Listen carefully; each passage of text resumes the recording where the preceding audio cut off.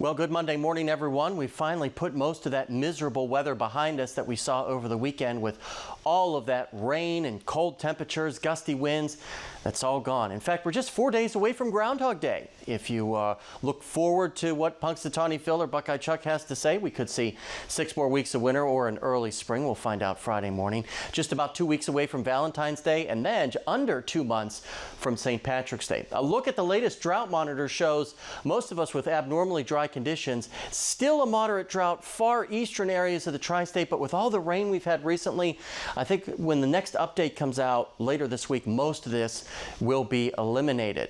In terms of what we're seeing as you head out the door, lots of clouds this morning, but some peaks of sunshine by this afternoon as that area of high pressure continues to build in from the west. It should help to clear our skies out very briefly ahead of our next weather maker that will come in the form of basically a clipper system that could toss a couple of showers right along the Ohio River as we get into the day on Tuesday, probably the first half of Tuesday. In fact, as we put the model into motion, here's that front sagging its way through the area as we get into the mid-morning hours of Tuesday, bringing with it some shower activity right along the Ohio River. Some of us could actually remain dry throughout the day on Tuesday, especially the further you get back toward the Missouri line and extreme southern Illinois, but still some widely scattered showers. Not expecting any snow shower activity.